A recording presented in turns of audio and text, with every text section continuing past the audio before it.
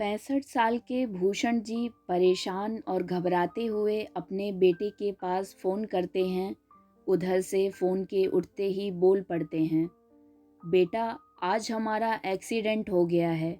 मुझे ज़्यादा चोट नहीं आई, पर तुम्हारी मम्मी को बहुत चोट लग गई है। मैं अभी हॉस्पिटल में ही हूँ। कुछ पैसों की ज़रूरत है और तेरी मम्मी को खून चढ़ाना है। हो सके तो तुम यहाँ आ जाओ। उन्होंने बड़ी उम्मीद के साथ अपने बड़े बेटे से कहा। पापा, मैं व्यस्त हूँ आजकल, मेरा आना नहीं हो पाएगा। वहाँ आया तो मेरा बहुत टाइम वेस्ट हो जाएगा। मुझे विदेश में नौकरी का पैकेज मिला है, तो उसी की तैयारी में लगा हूँ। आपका भी तो यही सपना था ना? विदेश जाने में खर्चे तो लगते ही हैं, आपको तो पता ही है। इसलिए थोड़ी पैसों की दिक्कत चल रही है। पर आप परेशान ना हो, कहीं से पैसे की व्यवस्था कर लीजिए, मैं बाद में दे दूंगा। उनके बड़े इंजीनियर बेटे ने जवाब दिया। उन्होंने अपने दूसरे बिजनेसमैन बेटे को फ़ोन किया तो उसने भी आने से मना कर दिया। उसे अपने ससुराल में शादी में जाना था। हाँ, इतना ज़रूर कहा कि पैसों की चिंता मत कीजिए, मैं भिजवा दूंगा।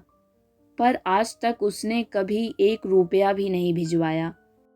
भूषण जी ने बहुत मायूसी से फ़ोन रख दिया। अब उस नालायक को फ़ोन करके क्या फ़ायदा जब यह 2 लायक बेटे कुछ नहीं कर सके। वह नालायक क्या करेगा? उन्होंने सोचा और बोझिल कदमों से हॉस्पिटल में पत्नी के पास पहुँचे और पास पड़ी कुर्सी पर बैठ गए। उन्हें चिंता हो रही थी कि अब वे अपनी पत्नी का इलाज कैसे करवाएं। उन्हें सारी पुरानी बातें याद आने लगीं। भूषण जी स्कूल में टीचर थे।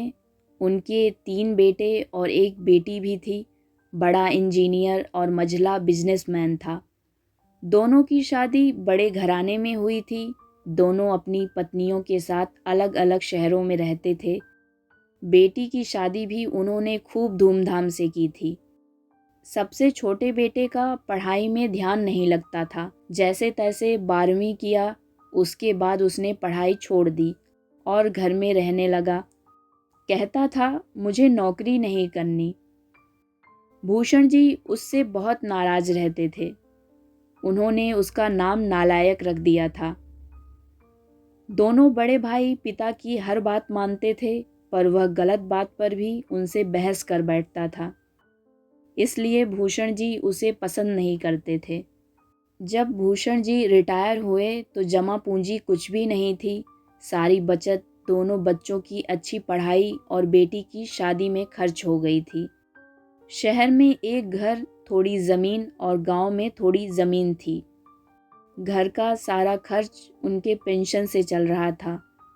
भूषण जी को जब लगा कि छोटा बेटा सुधरने वाला नहीं, तो उन्होंने बंटवारा कर दिया और छोटे बेटे के हिस्से की ज़मीन उसे देकर उसे गांव में ही रहने भेज दिया। इस उम्मीद में कि क्या पता जिम्मेदारियां सर पर पड़ने पर वह कुछ समझदार हो जाए। वह जाना नहीं चाहता था, पर पिता की जिद के आगे उसे झुकना पड़ा और गांव में ही छोटा सा मकान बनाकर रहने लगा। भूषण जी सबसे अपने दोनों होनहार और लायक बेटों की बड़ाई करते थकते नहीं थे। उनका सीना गर्व से चौड़ा हो जाता था, पर उस नालायक का नाम भी नहीं लेते थे। एक दिन पहले भूषण जी और उनकी पत्नी का एक्सीडेंट हो गया था और वह अपनी पत्नी के साथ सरकारी अस्पताल में भर्ती थे। डॉक्टर ने उनकी पत्नी का ऑपरेशन करने को कहा था। पापा पापा की आवाज़ सुनकर उनकी आंख खुली, देखा तो सामने वही नालायक खड़ा था।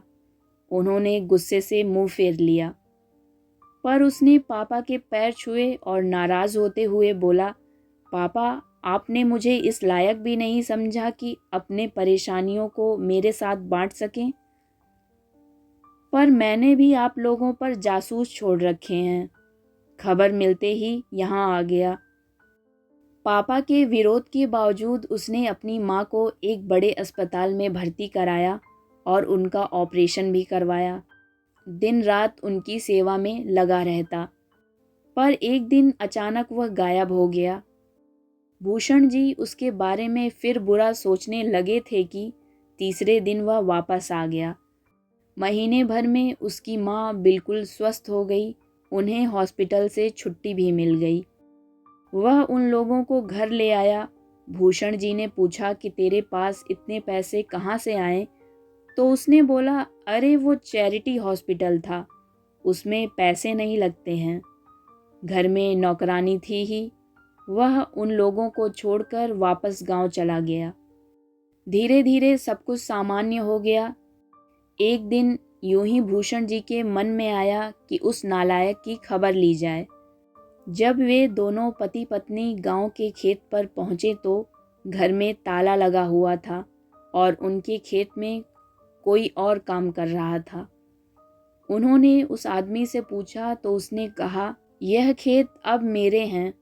उन्होंने बड़े आश्चर्य से पूछा, यह खेत तुमने किससे खरीदा और क्यों? उस आदमी ने बोला, उसकी माँ की तबीयत बहुत खराब थी, उसके पास पैसे नहीं थे, उसने अपने सारे खेत बेच दिए और खुद नौकरी की तलाश में दूसरे शहर चला गया है। बस ये छोटा सा घर उसके पास रह गया है। यह रही उसकी चाबी। भूषण जी और उनकी पत्नी जब घर के अंदर गए तो ना चाहते हुए भी भूषण जी को उस नालायक की याद आ गई। टेबल पर पड़ा लिफाफा खोलकर देखा तो उसमें हॉस्पिटल का 9 लाख का बिल था। उन्होंने अपनी पत्नी से कहा, शारदा, तुम्हारा बेटा नालायक तो था ही, झूठा भी है। अचानक उनकी आंखों से पछतावे के आंसू बहने लगे। उन्होंने अपनी पत्नी की तरफ देखकर कहा, मैंने जिसे जीवन भर नालायक समझा, सिर्फ उसी नालायक बेटे ने बुरे वक्त में हमारा साथ दिया। ये कहानी अगर आपको अच्छी लगी हो तो चैनल को लाइक, शेयर और सब्सक्राइब कीजिए ताकि आने वाली कहानियों को आप सुन सकें।